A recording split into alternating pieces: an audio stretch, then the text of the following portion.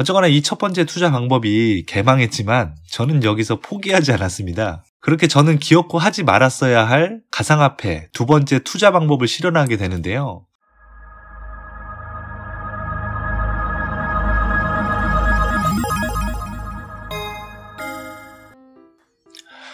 안녕하세요. 소설가 DC입니다.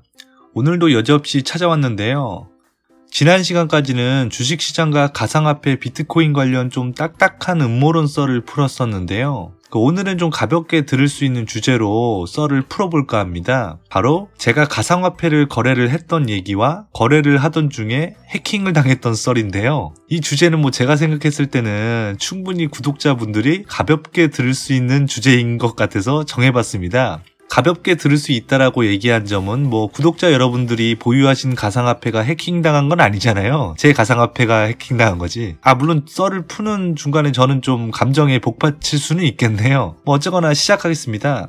2017년 여름부터 제 눈에 이제 가상화폐가 들어오게 됩니다. 주식이 됐던 뭐가 됐던 투자 대상으로 눈에 들어왔다는 것은 뭘까요? 제 주위에 있는 사람들이 이제 돈을 벌게 된 것을 제가 옆에서 지켜보게 된 거죠. 그때 당시에 비트코인이 한 300만원에서 400만원으로 가던 시기였거든요. 그 가상화폐 시세가 절정으로 치달아가던 그 바로한 목전이었죠. 저는 주식을 처음에 시작했을 때와 마찬가지로 가상화폐 시장을 좀 관망을 하게 됩니다. 그렇다고 주식장에서 첫 주도적 매수를 했던 종목 하이닉스 때처럼 6개월을 관망할 수는 없었습니다. 이런 패턴 한번 제가 경험했던 거잖아요. 완벽하게 준비하고 공부해서 들어가면 이미 시세는 올라간 상태고 이제 늦을 수 있다라는 이전 경험을 통해서 이제 학습이 된 상태인 거죠. 그렇게 저는 거래소의 가상계좌에 현금을 넣기 시작합니다. 그런데 당시 가상화폐 거래를 처음 시도할 때 저는 목돈을 넣지는 않았습니다. 생각해보세요.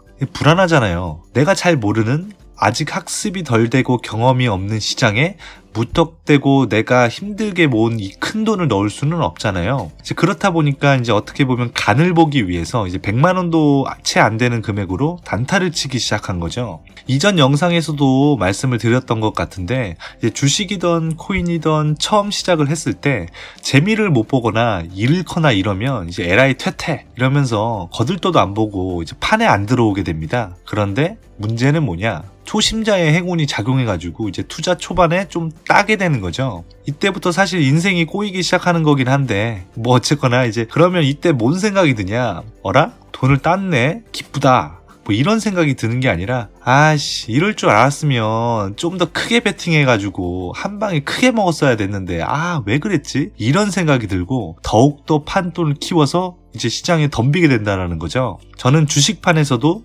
초심자의 행운이 작용했고 이 코인판에서도 초심자의 행운이 작용했습니다. 처음에는 이제 코스피의 대형주처럼 코인 시장에서도 이제 대형주 비슷한 게 있는데 비트코인, 비트코인 캐시, 이더리움, 리플 이런 코인들이 있어요. 그래도 이름을 어디에서 한 번쯤 들어본 것 같기도 하고 이제 거래량도 좀 나오고 이제 시총도 크니까 이제 그나마 좀 더 안전할 것 같고 그런 느낌이 있지 않습니까? 그래서 이 종목들을 시작으로 이제 소액을 가지고 계속 환매를 돌리면서 이 단타를 쳤어요. 그런데 뭐냐? 돈을 넣기만 하면 따는 거예요. 약간 그런 느낌 있지 않습니까? 이제 실내 낚시 카페에 갔어요. 근데 그 실내 낚시 카페에 이제 고기가 많은데 이제 고기가 가득 찬 포인트에 낚싯대를 던지기만 해도 계속 잡히잖아요. 어차피 고기가 밑에 있는 게 눈에 보이고 그러니까 이제 잡는 건 시간 문제고. 똑같은 느낌이었어요. 단타를 하는 게 손해라고 느껴질 정도로 이제 가만히 들고만 있어도 이제 시세가 떨어지지 않고 계속 올라가는 거예요. 이러면서 저는 점차금 투자금을 늘리게 됩니다. 이때 단타를 정리하고 이제 두 가지 투자 포인트를 정해가지고 이제 제가 투자하기로 결정을 하는데요. 일단 첫 번째는 소액으로 매달 적금 대신 코인을 매수하는 방법이었습니다. 그때 당시에 이제 은행이자가 1%대였는데 어차피 코인 상승분이 그것보다는 큰 이득을 줄 거니까 이제 이득이라고 생각을 한 거죠. 물론 이 방법은 시세가 계속 오른다고 판단해서 결정한 사항입니다. 시세가 계속 오른다고 판단을 내렸다고 한다면 초반에 무조건 빨리 거치 금액을 크게 가져갈수록 이득이기 때문에 첫 번째 방법으로 투자 결정을 했을 때 이제 어느 정도의 금액을 미리 투자해 놓고 이제 그 다음 달부터 소액을 적금식으로 이렇게 넣게 된 거죠. 들어보니까 어떠신가요? 투자 방법, 이 생각 자체는 나쁘지 않은 것처럼 보이지 않은가요? 근데 문제가 있었습니다. 제가 단타를 정리하고 이 첫 번째 방법으로 이제 본격적으로 투자를 결정하게 된 코인이 에이다라는 코인이었는데요. 그 코인에 투자하게 된 시점이 17년 12월쯤이었는데 제가 당시에 이제 매수 평단이 1800 초반이었습니다. 에이다는 그 후 1900 초반 전고점을 찍고 이제 지속적으로 하락해가지고 이제 금일 기준 50원이 됐네요. 50원? 혹시 잘못 들은 게 아닌가? 라고 생각하실 수도 있는데 제대로 들으신 게 맞습니다. 즉 현재 가격이 이제 전고점 대비 약 40토막 난 거죠. 주식은 상한 폭이 있고 이제 시세 변동이 크게 발생할 이벤트가 발생하면 이제 투자자 보호 차원으로 거래 정지도 시킬 수 있습니다. 하지만 코인은 그런 게 없죠. 첫 거치 금액이 크지 않아서 그나마 다행이었지 정말 목돈이 들어갔다고 한다면 제 인생 제대로 빠꾸 할 뻔했습니다. 여담으로 한때 열심히 물을 타가지고 정말 말도 안 되게 평단을 낮췄었거든요. 뭐 현재도 들고 있는지는 뭐 소설의 재미를 위해서 말씀드리지는 않을게요. 이 뭔 개소리야! 어쩌거나 이 첫 번째 투자 방법이 개망했지만 저는 여기서 포기하지 않았습니다. 그렇게 저는 기어코 하지 말았어야 할 가상화폐 두 번째 투자 방법을 실현하게 되는데요. 바로 주식 투자금 일부 목돈을 빼가지고 이제 아직 이슈화가 안 돼 있고 이제 슈팅이 나오지 않은 유망 알트코인을 저가에 매수해서 존버하기로 합니다. 이제 알트코인은 이제 비트코인 이외에 이제 후발 암호화폐를 칭하는 말로 얼터너티브 코인을 말하거든요. 이전 영상에서도 말씀드렸듯이 이제 코인 시장은 공시의 의무도 없고 거래대금, 시장 거래자들의 정보 등도 공개되어 있지 않거나 공개되어 있어도 사실이 아닐 수 있는 상황이었기 때문에 인터넷에 퍼져 있는 찌라시들만을 가지고 투자할 알트코인을 고를 수밖에 없었습니다. 당시에 저는 덴트라는 코인을 택하게 되는데요. 뭐 이 영상에서 에이다가 어떤 코인이고 덴트가 어떤 코인이고 뭐 유망할 거고 뭐 이런 내용들을 장황하게 설명하고 싶은 마음은 없습니다. 그 오픈되어 있는 정보조차도 이제 공식적으로 검증된 정보가 아닐 수 있으니까요. 여튼간에 덴트라는 코인을 선택하고 나서 거래를 하려고 했는데 이제 이제 한국돈 현금이라고 말씀드릴게요. 이 현금을 가지고 바로 덴트를 거래할 수 있는 거래소가 없는 거예요. 그래서 먼저 이 현금을 가지고 빗썸 거래소에 비트코인을 삽니다. 그리고 그 빗썸의 비트코인을 가지고 코인레일이라는 중소형 거래소에 제 지갑에 비트코인을 보내게 되는 거죠. 그리고 또 코인레일에 제 지갑에 비트코인이 도착하게 되면 그 비트코인을 가지고 알트코인인 덴트를 구매하게 되는 거죠. 이건 너무한 거 아니냐고,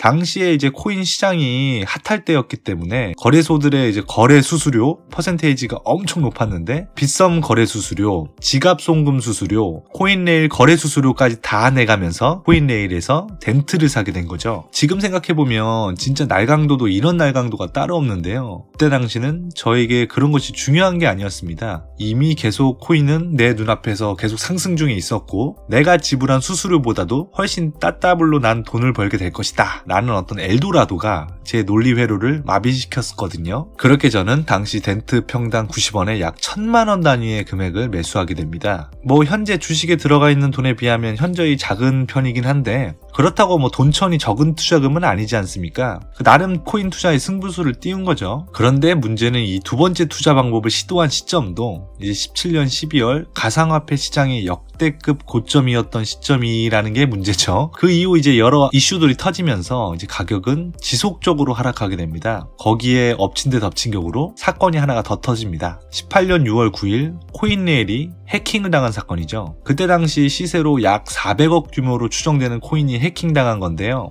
이전에도 타 거래소가 해킹당했다라는 뉴스가 자주 나왔었는데 뭐 그래도 그때까지만 해도 남일이라고 생각을 했었죠. 그런데 해킹을 당했는데 내가 들고 있는 덴트가 해킹을 당했다고 하는 거예요. 그래서 그렇게 당황을 하던 중에 이제 해당 사이트를 접속을 했겠죠 제가. 근데 접속이 안 되게 됩니다. 거래소가 사이트를 폐쇄한 거죠. 이제 그렇게 해킹 피해자들과의 소통 없이 약 한 달가량 사이트를 폐쇄한 후에 이제 취한 거래소의 대응 태도는 참 기가 막혔었는데요. 이제 자신들이 해킹을 당했지만 피해 금액이 얼마인지는 정확히 말해줄 수 없다라고 하고요. 또 거래소가 직접 암호화폐를 단계적으로 매입해 해킹된 암호화폐를 갚겠다고 하지만 제일 중요한 상환 기한을 명시하지 않았죠. 즉 10년이 걸려서 갚을지 100년이 걸려서 갚을지 자기네들은 모르쇠로 일관하겠다는 거거든요. 마지막으로 자신들의 자체 레일이라는 코인을 발행해가지고 해킹 시점의 가격으로 교환 옵션을 제공하겠다는 겁니다. 그때 당시에 레일이라는 코인은 백서도 없고 이제 자신들이 원하면 원하는 만큼 찍어낼 수 있는 코인으로 교환을 해주겠다라는 건데요. 이렇게 교환 보상안을 선택하면 이전 상태로 돌이킬 수 없게 되고 이제 거래소는 자체 코인을 찍어낸 후에 해킹 피해자들에게 전달해서 이제 400억의 피해 금액, 채무를 사라지게 만들 수 있는 진정한 창조 경제를 실현하겠다라는 거죠.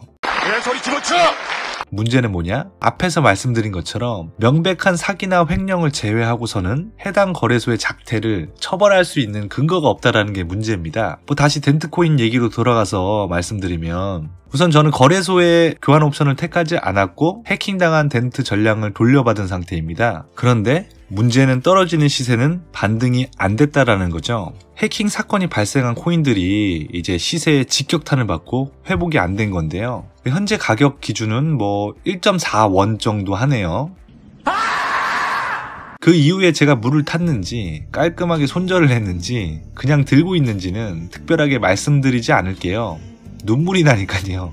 긍정적으로 생각해보면 그렇게 직접 때려 맞으면서 코인 시장에 대한 이해도를 높여가게 될 수 있었던 것 같습니다. 수업료를 좀 내긴 했지만요. 참고로 현재도 코인 거래는 지속적으로 하고 있습니다. 여튼간에 지금 현재 가상화폐 시장은 마치 복싱 12라운드에 돌입해가지고 이제 이미 지칠 대로 지쳤고 이제 건들기만 해도 쓰러질 것 같은 그런 한계에 부딪혀서 간신히 서 있게만 한 선수처럼 위태위태한데요. 여튼간에 현재까지도 가상화폐에 대해서 이제 왈가왈부 말이 많은 요즘 시장 추이가 어떻게 흘러갈지는 좀 더 지켜봐야 할 것 같습니다. 오늘은 여기까지 하겠습니다. 어떻게 좀 재밌게 들으셨는지 모르겠네요. 다음 시간에 주식 얘기를 할지 코인 얘기를 더 할지 아니면 완전히 새로운 주제를 얘기할지는 좀 더 생각해봐야 할 것 같네요. 여튼간에 지금까지 영상 시청해주셔서 감사합니다. 좋아요 및 구독 버튼 한 번만 클릭해주시면 정말 진심으로 감사드리겠습니다. 다음 시간에 봬요. 감사합니다.